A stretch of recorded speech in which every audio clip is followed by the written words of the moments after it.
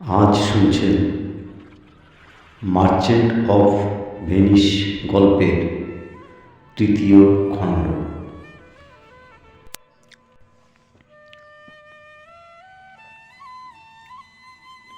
Antonio সাইলোকের কাছে এসে অনুরোধ করে ওর কথা শোনবার জন্যে।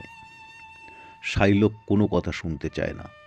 শর্ত অনুযায়ী খেসারত আদায় করতে সে বদ্ধপরিকর। সে অনেক গালমন্দ সহ্য করেছে, এমনকি কুত্তা বলতেও দ্বিধাবোধ করেনি। কিন্তু জানা উচিত কুকুরেরও বিষ দাঁত আছে। ডিউক ইতিমধ্যে ন্যায় বিচারের আশ্বাসও দিয়েছে। অ্যান্টোনিওর নিরাশ হয়। একদিন ছিল যখন বহু লোকে ঋণের কবলে পড়লে আমার কাছে আসতো, আমি ওদের টাকা দিয়ে মুক্তি দিতাম। আজ তার প্রতিশোধ সে নেবেই। সে আমাকে দুনিয়া থেকে সরাতে চায়। জেলর আর সময় দেয় না। তার হেফাজতে অ্যান্টোনিওকে রাখা হয়েছে। অ্যান্টোনিও জানে ডিউক রাষ্ট্রীয় আইন অমান্য করলে বিদেশিদের সঙ্গে কাজ কারবারে অনেক বিপত্তি আসবে। রক্তপিপাসু ইহুদিটা হয়তো কালই দেহ থেকে আঁচের মাংস কেটে নেবে, আর সেখানেই সব শেষ। তবে মরবার আগে যদি একবার বাসানিউকে দেখা যেত, কতকটা সে শান্তি পেত। কোনো দুঃখ থাকতো না। সে দেখে যেতে পারত কিভাবে তার ঋণ শোধ হলো। লরেঞ্জো আসে পর্ষিয়ার বাড়ি। লেডি বাসানিও, আমি আপনার স্বর্গীয় বন্ধু প্রীতির আদর্শের সুখ্যাতি করছি বলে ক্ষমা করবেন। তার একটা প্রমাণ লুকিয়ে রয়েছে স্বামী বিরহে আপনার জীবন কাটানোর মধ্যে। কিন্তু হয়তো জানেন না, যার জন্য আপনি সাহায্য পাঠিয়েছেন, আপনার স্বামীর প্রতি তার মৈত্রীর বন্ধন কত সুনিবিড়। তিনি আমার মনিব বলে বলছি না। তাছাড়া এটা নিছক দয়া দাক্ষিণ্যের কাহিনীও নয়। পর্ষিয়ার দীর্ঘশ্বাস ফেলে। আমি আজ পর্যন্ত ভালো কাজ করে আফসোস করিনি। যতদূর মনে হয়, যারা একসঙ্গে মেলামেশা করে থাকে, কথাবার্তা বলে অথবা সময় কাটায়, তাদের হাবভাব, চালচলন সব একই রকম হয়ে থাকে। মহান অ্যান্টোনিও আমার স্বামীর বন্ধু, কাজেই স্বামীর মতোই উদারচেতা। সেই বন্ধুর মুক্তির জন্য যৎ সামান্য যা অর্থ দিয়েছে তা অতি তুচ্ছ। তার জন্য নিজের গুণ ব্যাখ্যা করার শোভা পায় না। লরেঞ্জো যতদিন না আমার স্বামী অ্যান্টোনিওকে নিয়ে ফিরে আসছে, ততদিন পর্যন্ত এখানকার সব কিছু রক্ষণাবেক্ষণের দায়িত্ব তুলে দিলাম আপনার হাতে। আমার নিজের কথা বলতে গেলে জানাতে হয়, আমি এক প্রতিজ্ঞা করেছি, যা নাকি প্রকাশ করা চলে না। আর একটা কথা, একদিন আমি সদা সর্বদা নেরিসার সঙ্গে থেকে কাটিয়ে দেব। আমি ঠিক করেছি, মাইল 2 দূরে এক মঠ আছে। আমরা দুজনে সেই মঠেই থাকব। আশা করি আমার এই প্রার্থনা প্রত্যাখ্যান করবেন না। লরেঞ্জো নত মুখে সম্মতি জানায়। লেডি বাসানিও, আপনার এই নির্দেশ আমি সাধ্যমতো পালন করার চেষ্টা করব।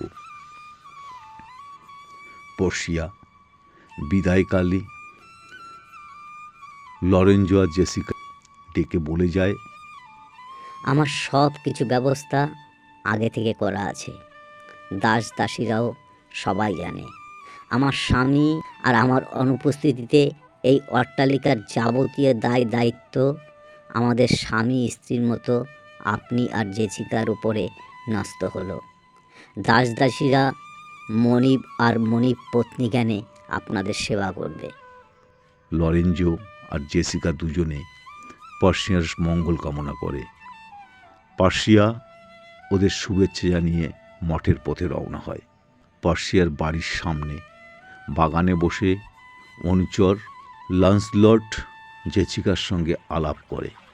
দেখুন, আমার যতদূর ধারণা, বাপের কাজ বা অকাজ খানিকটা সন্তানে বর্তায়, তাই ভয় হয় এত সহজে আপনার বাবা আপনাকে রেহাই দিবেন না। সত্য কথা বলতে কি, আপনি একবারে গোল্লায় গেছেন, উপস্থিত বেশ খোশ মেজাজে আছেন। মনে করেছিলাম আপনার খানিকটা শুভ সূচনা হয়েছে, একটা পথও বদলানো যায়। সেটা একটা জারজ আসার পর্যায়ে পড়ে। কথাটা বড় গোলমেলে মনে হওয়া স্বাভাবিক, কারণ যা দেখছি আপনি আপনার মা আর বাবা দুজনের দিক থেকেই গোল্লায় গেছেন। এখন আমার হয়েছে সর্বনাশ। আমার বাবা সিন্নাকে এড়িয়ে যাওয়ার চেষ্টা করলে আপনার মাকে ব্যারিবডিগার কবলে গিয়ে পড়তে হবে। এক কথায় যাকে বলা যায় সমুদ্রের ডুবি পাহাড় এড়াতে গিয়ে মারাত্মক ঘূর্ণিঝড়ের মধ্যে পড়ে যাওয়া। জেসিকা জানায়, আমি ঠিক অতিক্রম করে যাব। স্বামী যখন রয়েছেন তখন তিনি ব্যবস্থা করবেন। তাছাড়া তিনি তো আমার খ্রিস্টান বানিয়ে নিয়েছেন। ল্যান্সলট রসিকতা করে। আমার বলার মনে হচ্ছে এই, আপনাকে তাহলে আরও অধপাতে যেতে হবে। আমরা তো ইতিমধ্যে খ্রিস্টান হয়েই গেছি, কাজেই খ্রিস্টানদের সংখ্যা বেড়ে যাওয়ায় দারুণ শুয়োরের মাংসর দরটাও বেড়ে গেছে। আমরা খেতে শুরু করে দিয়েছি অস্পৃশ্য শুয়োরের মাংস। পরে দেখা যাবে টাকা দিয়েও এক টুকরো শুয়োরের মাংস আর মিলল না। লরেঞ্জোকে আসতে দেখে জেসিকা ভ্রুকুটি করে। রোসে, তোমার মশকরা ভাঙছি, সব বলে দিচ্ছি ওকে। লরেঞ্জো এসে হাসতে হাসতে ল্যান্সলটকে জিজ্ঞাসা করে, আমার বউয়ের সঙ্গে আড়ালে বসে ফুসফাস করে কথা কইছিস দেখে আমার কিন্তু মনে ঈর্ষা জাগছে বলে রাখছি। জেসিকা হেসেই জবাব দেয়, ভয় নেই, অন্য কিছু নয়, দুজনে শুধু ঝগড়াটাই হচ্ছিল এতক্ষণ। বলে কি, আমি স্বর্গে গেলেও প্রত্যারাম পাবো না, কারণ আমি ইহুদির মেয়ে। তোমাকেও বাদ দেয়নি নাকি মেয়েটা সৎ খ্রিস্টান নও? ইহুদিদের খ্রিস্টান করতে গিয়ে ওদের সংখ্যা বাড়িয়ে শুধু শুয়োরের মাংসের দামই বাড়িয়ে দিচ্ছ। লরেঞ্জো গম্ভীরভাবে ল্যান্সলটকে ধমক দেয়। তাতে তোর এত মাথা ব্যথা কেন? নিজে কি করেছিস? একটা নিগ্রো মেয়ের সর্বনাশ করিসনি? তার জবাবদিহি করতে হবে ঠিকই। ল্যান্সলট ভড়কায়। নিগ্রোদের মেয়েদের সর্বনাশ হবে এ আর নতুন কি? মেয়েটা যে আর 5 জন গৃহস্থ মেয়ের চেয়ে হাদারাম হবে আমি আগে কি করে জানতাম? লরেঞ্জো আপন মনেই বলে, যারা ভাঁড় হয় তারা কথায় কারসাজিতে বাজিমাত করে। যা দেখা যাচ্ছে, এইসব বাজে বকুনি দেওয়ার লোকগুলো শিগগিরই মুখ বন্ধ হয়ে যাবে। আর যেসব লোকেরা টিয়া পাখির মতো অপরের বলা কথাগুলোই বারবার শুধরায়, তারাই বাহবা পাবে। এবার লরেঞ্জো ল্যান্সপটের দিকে তাকায়। বেরো এখান থেকে, রান্না করে গিয়ে খাওয়া দাওয়ার দিকে চোখ রাখবে যা। ল্যান্সলট মাথা চুলকায়। আগে ওসব পাঠ সেই কখন চুকে গেছে, এখন সবার পেটে ইঁদুরে ডর মারছে। লরেঞ্জো রাগত স্বরে তাকায় ওর দিকে। মুখে তো খই ফুটছে দেখছি, তা যা খাওয়ার উদ্যোগ করবে। ল্যান্সলট সহজে চুপ করে চলে যাওয়ার লোক নয়। সে আবার বলতে শুরু করে, আগে না হুজুর, তা কি করে হয়? আমার কর্তব্য সম্বন্ধে আমি ওয়াকিবহাল আছি। লরেঞ্জো এবার না হেসে পারে না। না, তুই দেখছি কথা কইলে ক্রমশ বাড়িয়েই বলবি। তুই চাস তোর ভাড়ের যত কথা জমা আছে সব একসঙ্গে উজাড় করে দিবি। শুনে রাখ, স্পষ্ট কথার কষ্ট নেই, উত্তরগুলো টেরা বাঁকা দিবি না। যা বললাম করবে যা, আমরা একটু পরেই আসছি। ল্যান্সলট আবার জিজ্ঞাসা করে, হুজুর, টেবিলে ঢাকনা দেওয়া হবে, খাবারও সাজিয়ে রাখা হবে, তবে খেতে বসা বা না বসাটা নির্ভর করছে আপনার উপর। এলেই মিটে যায়। লরেঞ্জো ওর দিকে আট চোখে তাকায়। বারে, তোর বুদ্ধিটা তো দেদার বিচারযুক্ত। বেশ গুছিয়ে মিলিয়ে নিয়েছে নিজের বক্তব্যগুলো। দেখা যাচ্ছে বাছাই বাছাই কথাগুলো বেশ গুছিয়ে রেখে দিয়েছিস মনের ভাণ্ডারে। এর সামান্য মজা দেখবে নিজেরাই বিচার বিবেচনা বোধ হারিয়ে ফেলে। এবার কথার মোড় ঘুরিয়ে জেসিকাকে উদ্দেশ্য করে বলে, জেসিকা, এই জায়গাটা তোমার কেমন লাগছে? আচ্ছা, বলতে পারো লর্ড বাসানিওর স্ত্রী লেডি বাসানিও মানে পর্ষিয়ার বিষয়ে তোমার কী অভিমত?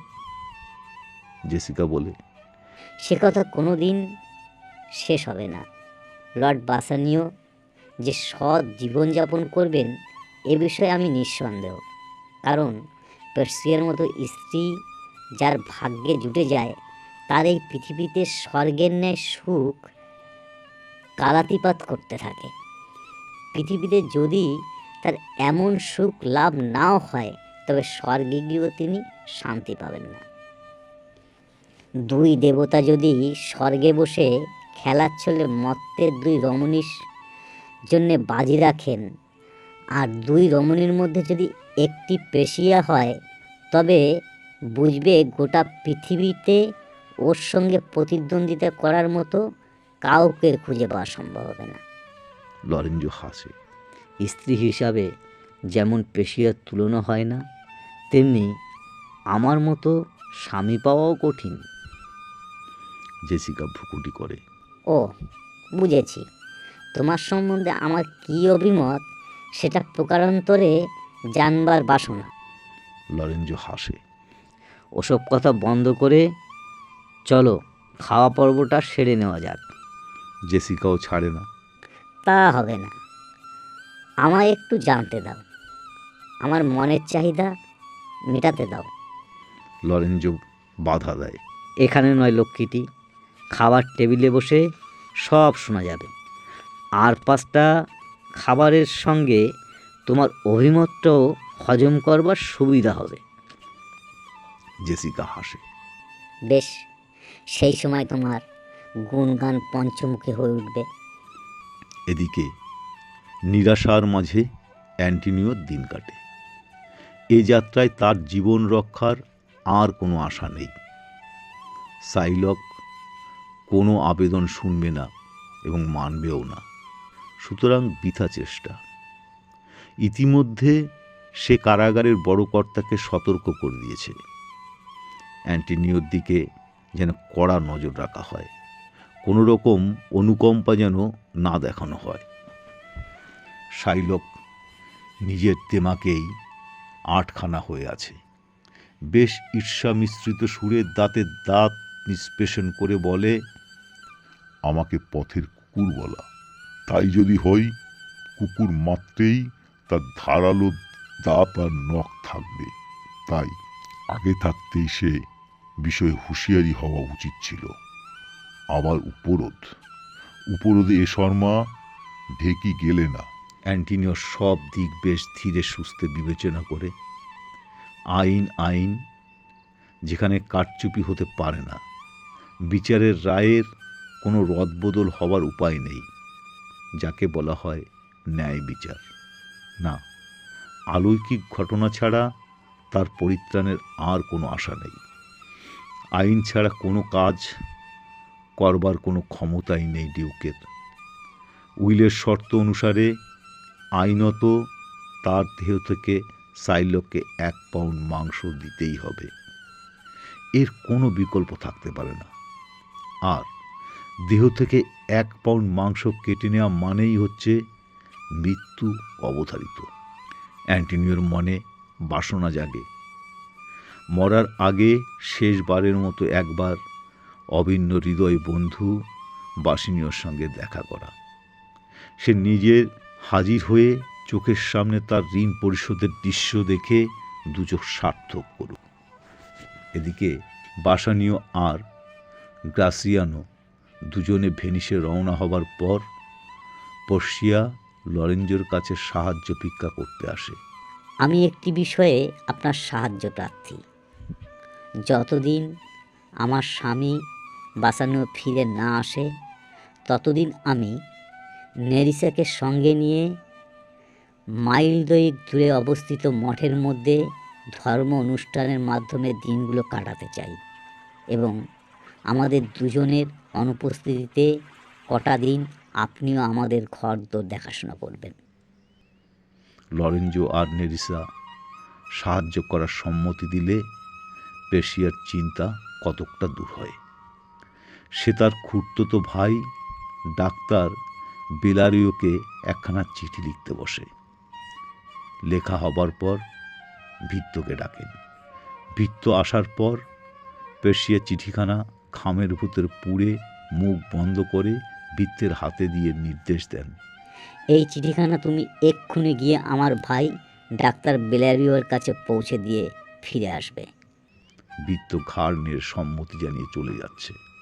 এমন সময় পেশিয়ান পিছু ডাক শুনে আবার ফিরে এসে সামনে দাঁড়ায়। পর্ষিয়া কি যেন ভাবে, তারপর ফিরে আসা ভৃত্যের মুখের দিকে তাকায়। শোনো, আমার ভাই চিঠিখানা পড়ে তোমার হাতে পোশাক পরিচ্ছদ বা কাগজপত্র যা কিছু দেবে, তুমি সেগুলো ভালো করে বেঁধে সেধে নিয়ে ভেনিসে যাওয়ার জাহাজ বন্দরের ঘাটে সোজা এসে হাজির হবে। পরিচারিকা নেরিসা কৌতূহলী দৃষ্টিতে পেশিয়ার মুখের দিকে তাকিয়েছিল। পর্ষিয়া স্মিত হাস্যে তার দিকে চেয়ে আসল পরিকল্পনা জানিয়ে অভয় দিয়ে বলে, আমাদের দুজনের স্বামী মহাপ্রভুদের সঙ্গে ভেনিসে গিয়ে দেখা হবে, আর যাতে ওরা কেউ আমাদের চিনতে না পারে সেই জন্য আমরা দুজনে পুরুষের বেশেই ভেনিসে গিয়ে পৌঁছব। সাজসজ্জাগুলো বেশ ঝটপট সেরে নিতে হলো পর্ষিয়া আর পরিচারিকা নেরিসাকে। মালপত্র গুছিয়ে নেওয়া হলো অতি অল্প সময়ের মধ্যে যথারীতি। পরে দুজনে বন্দরের দিকে রওনা হয় ভেনিসের অভিমুখে। ভেনিসের আদালতে অ্যান্টোনিওর বিচারের দিন। ডিউক, বিশিষ্ট নাগরিকবৃন্দ, অ্যান্টোনিও, বাসানিও, গ্রাসিয়ানো, সালারিও, সাইলক প্রভৃতি বহু ব্যক্তি সমাবেত হয়েছেন। সবাই অধীর আগ্রহে প্রতীক্ষা করে বিচারের শুনানি শুনবার জন্যে। যথাসময়ে বিচার শুরু হয়। ডিউকের মুখখানা বিবাদক্লিষ্ট বলে মনে হয়। তিনি অ্যান্টোনিওর দিকে সহানুভূতিসূচক দৃষ্টিতে তাকিয়ে বলেন, অ্যান্টোনিওকে আজই এক মানুষের দেহধারী নিকৃষ্টতম উত্তমর্ণের সামনে হাজির হতে হয়েছে জবাবদিহির জন্য। কিন্তু শাইলক আপন সিদ্ধান্তে অটল, যার হৃদয়ের অভিধানে দয়া বলে কোনো শব্দ তৈরি হয়নি। ডিউক তাকে কত না বুঝিয়েছে এমন একটা নৃশংসতা থেকে নিবৃত হবার জন্যে। অ্যান্টোনিও সবই শুনেছে, তাই সে দণ্ডাদেশ মেনে নেবার জন্য তৈরি হয়েই আছে। ডিউকের প্রতি যথাযথ সম্মান প্রদর্শনপূর্বক বলে, মহামান্য ধর্মাবতার, আপনি শাইলককে এই কদর্য কার্যকলাপ থেকে নিবৃত্ত হবার জন্য যথেষ্ট চেষ্টা করেছেন। তার জন্য আপনাকে অশেষ ধন্যবাদ। নরাধম ইহুদি শাইলকের এই জঘন্যতম প্রতিহিংসা থেকে আমাকে রক্ষা করার মতো আইনসঙ্গত কোনো পথই আর খোলা নেই। সুতরাং আমাকে বাধ্য হয়ে আদালতের বিচার মেনে নিতে হবে। অবশ্য শাস্তি গ্রহণের জন্য আমি সর্বদাই তৈরি হয়ে অপেক্ষা করছি। ডিউক সাইলককে সম্বোধন করে বলেন, সাইলক, আশা করি তুমি তোমার এই নিষ্ঠুর দাবি প্রত্যাহার করে আদালতের সমবেত জনতার সামনে তোমার উদার হৃদয়ের জ্বলন্ত এক নিদর্শন তুলে ধরবে। শাইলক গম্ভীরভাবে জবাব দেয়, ধর্মাবতার, আমার প্রার্থনা আপনাকে আগে থেকেই জানানো আছে। পবিত্র আদালতের নামে প্রতিজ্ঞা করে বলছি, ঋণের শর্ত অনুযায়ী আমি আমার পাওনা গণ্ডা সুদে আসলে মানে কড়ায় গণ্ডায় উসুল করে নিতে চাই। এই ক্ষতিপূরণ অগ্রাহ্য করা আমার পক্ষে অসম্ভব। মানসিক প্রবণতা আমাদের ইচ্ছা আর অনিচ্ছাকে পরিচালনা করে। আমার এই সাব জবাবের পেছনে কোনো যুক্তিপূর্ণ ব্যাখ্যা নেই। আপনি যদি ন্যায্য প্রাপ্ত দিতে অক্ষমতা প্রকাশ করেন, তাহলে বুঝব আইনের মৃত্যু ঘটেছে আপনার কাছে। বলতে পারেন, কেন কেউ খাবারের টেবিলে বসে হা করা শুয়োর পছন্দ করে না? কেন কোনো লোক বিড়ালের মতো একটা নিরীহ প্রাণী দেখে ভয়ে একবারে আঁতকে ওঠে? কেনই বা লোকে ব্যাক পাইপারের সুর শুনে কানে আঙুল দেয় শব্দ সহ্য করতে পারে না বলে? জানি এসব লোক অপরের কাছে ধিক্কার আর উপেক্ষার পাত্র হিসাব গণ্য। বিশেষ করে অ্যান্টনিওর ওপর আমার ব্যক্তিগত ঘৃণা আছে, আর সেই কারণেই মামলা রুজু করে চালিয়ে যাচ্ছি।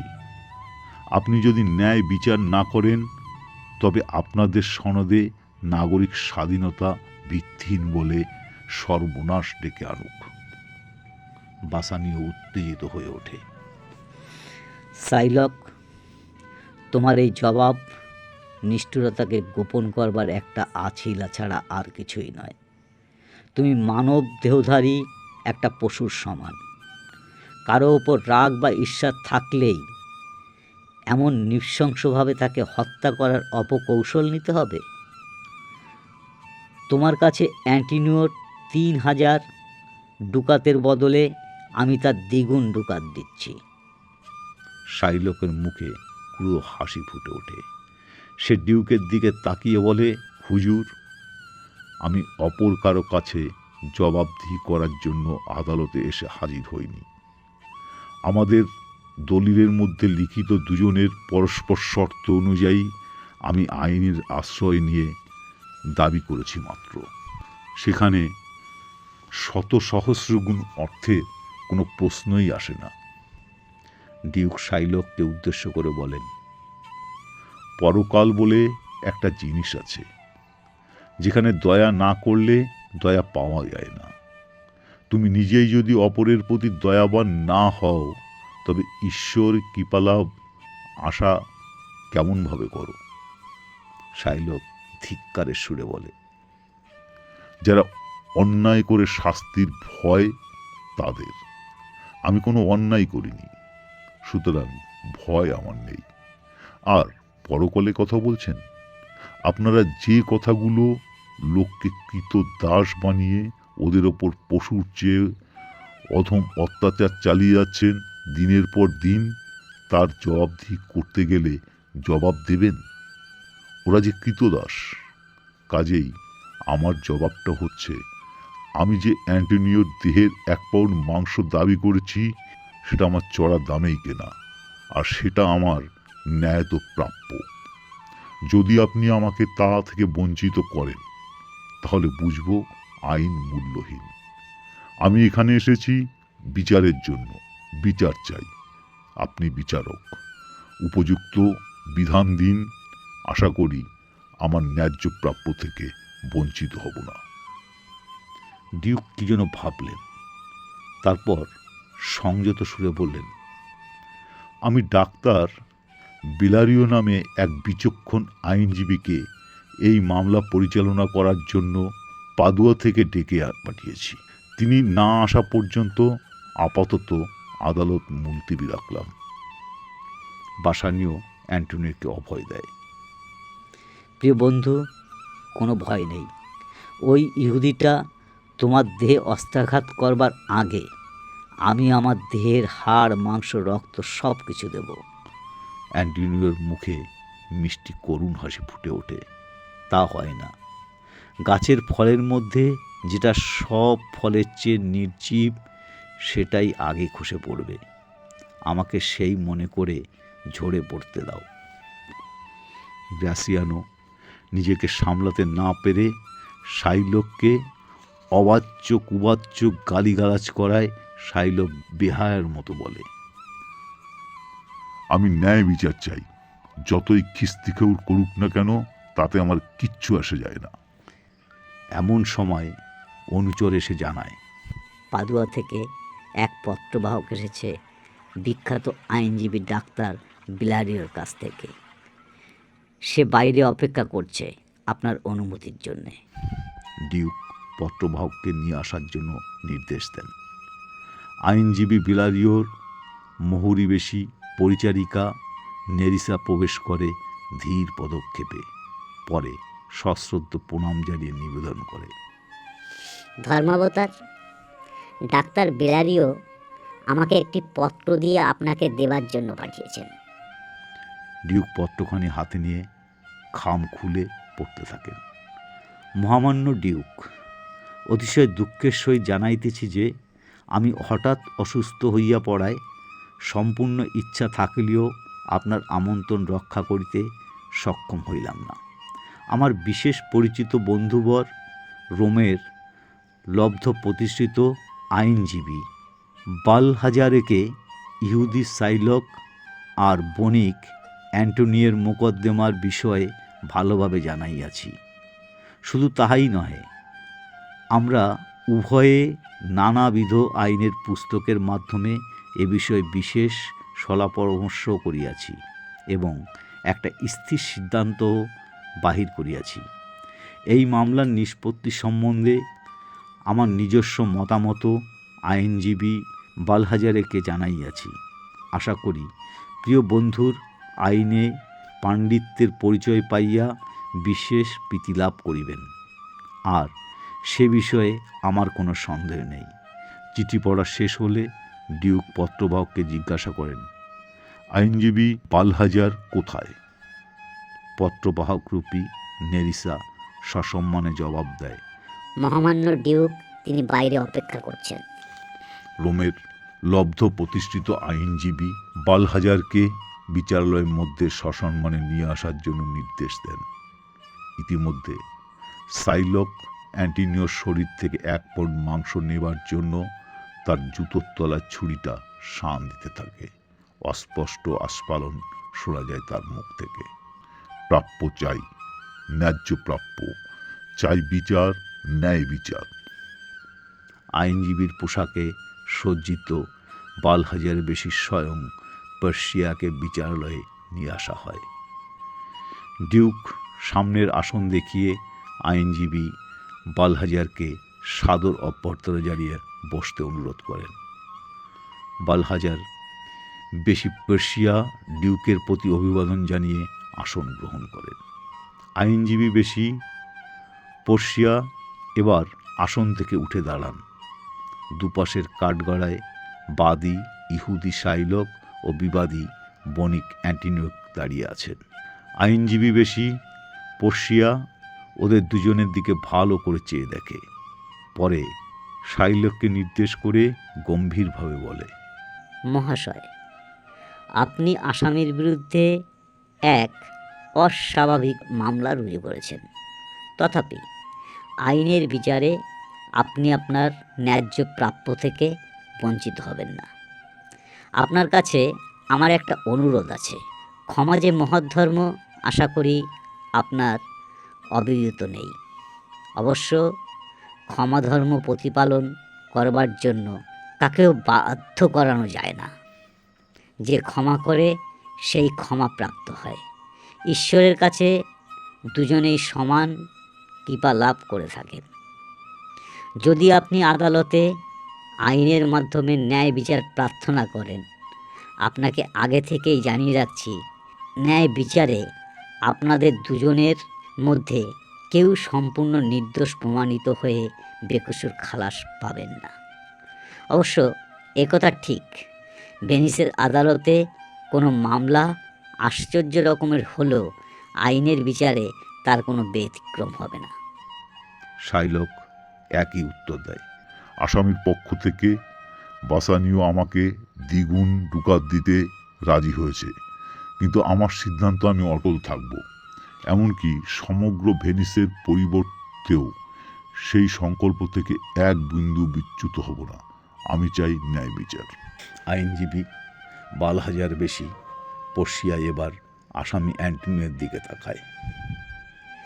আপনি তো চুক্তিপত্র মেনে নিয়েছেন। আশা করি বাদী আপনার প্রতি কৃপাপরবশ হয়ে ক্ষমা করবেন। শাইলক এবার ফুঁসিয়ে ওঠে।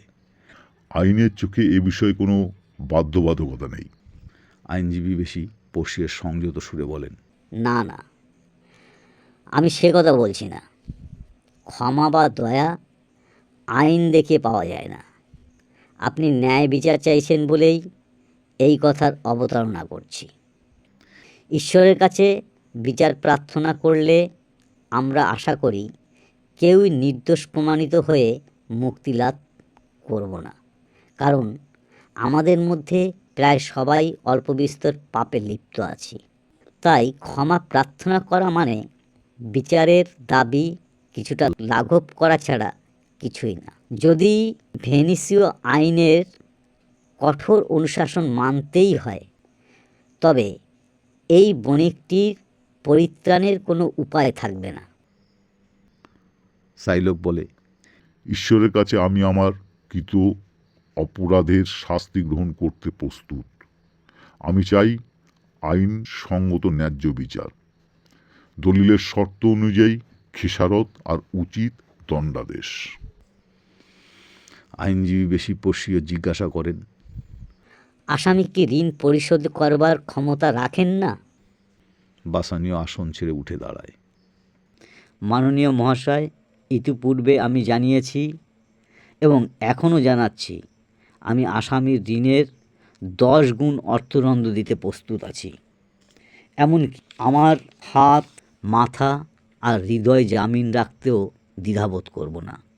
তাতেও যদি বাদী সম্মত না হয়, তাহলে বুঝব ওর আসল উদ্দেশ্য হলো প্রতিহিংসা নেওয়া। আপনি ইচ্ছা করলে আইনের কিছুটা অপব্যাখ্যা করে এই মামলা নাকচ করেও দিতে পারেন। আইনজীবী পেশি পর্ষিয়া বলে, না, তা পারি না। প্রতিষ্ঠিত আইনের ধারা পরিবর্তন করার মতো অধিকার কারো নেই, তাই আমার পক্ষেও তা সম্ভব নয়। শাইলক আইনজীবী বেশি পর্ষিয়াকে ধন্যবাদ জ্ঞাপন করে। আপনি দেখছি স্বয়ং ড্যানিয়েল। আপনাকে সম্মান দেবার মতো যোগ্যতাই অধমের নেই।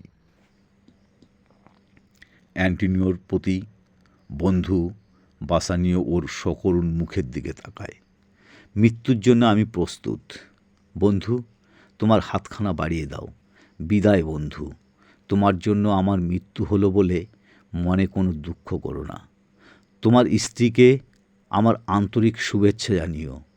তাকে বলো আমি তোমায় কত ভালোবাসতাম। ঋণ পরিশোধ করতে গিয়ে যদি এই ইহুদি আমার বুক থেকে 1 পাউন্ড মাংস কেটে নেবার সময় আমি মৃত্যুবরণ করি, তবু আমার কোনো দুঃখ থাকবে না। বাসানীয় মন অনুশোচনায় ভরে ওঠে। অ্যান্টনিও, যদিও আমার স্ত্রী প্রাণের চেয়েও অধিক, তবুও আমার স্ত্রীর সমগ্র পৃথিবী, এমনকি আমার প্রাণ পর্যন্ত তোমার জীবনের পরিবর্তে বিসর্জন দিতে প্রস্তুত আছি। বাসানীয় জানায়, আমার মেয়েও এক খ্রিস্টান স্বামীকে বিয়ে করেছে। তার চেয়ে যদি সে দস্যু বারাব্বাসের কোনো বংশধরের গলায় মালা দিত, তাও ভালো ছিল। আইনজীবী বেশি পর্ষিয়া বিচারের সওয়াল করে। বাদী এবং বিবাদীর স্বাক্ষরিত দলিলের শর্ত অনুসারে আসামি অ্যান্টনিও, আপনি বক্ষ উন্মুক্ত করুন। বাদী শাইলক, আপনি নিজের খরচায় আসামির দেহের রক্ত বন্ধ করার জন্য একজন অস্ত্র চিকিৎসক নিযুক্ত করুন মাংস কেটে নেবার আগে। মনে থাকে যেন আইন অনুসারে মাত্র 1 পাউন্ড মাংস আসামির গাত থেকে কাটতে হবে। বেশি বা কম এতটুকু হলে সর্বনাশ ডেকে আনবেন। খুব সাবধান, কারণ দলিলের শর্ত রক্তের কথা কিছু লেখা নাই। বা দেহের মাংস কাটবার সময় 1 ফোঁটাও রক্ত যেন না গড়িয়ে পড়ে, অন্যথায় ভেনিসীয় আইনে আপনার যাবতীয় সম্পত্তি বাজেয়াপ্ত করা হবে। শাইলক ভয় পায়। সে বিনীত কণ্ঠে মিনতি জানায়, মাননীয় মহাশয়, তাহলে আমি আগের প্রস্তাব মেনে নিচ্ছি। আমাকে ঋণ বাবদ অর্থের 3 গুণ ফেরত দেওয়া হোক, আমি তাতেই রাজি আছি। মাংসের লোভ আমার আর নেই। আইনজীবী বেশি পর্ষিয়া অপেক্ষাকৃত গম্ভীর স্বরে বলে, আইন সে কথা বলে না। কাজেই মাংস আপনাকে কেটে নিতেই হবে, এক বিন্দু রক্তপাত না ঘটিয়ে। আর কাটা মাংসের ওজন যদি কম বা বেশি হয় তাহলে আপনাকেও মৃত্যুদণ্ডে দণ্ডিত করা হবে।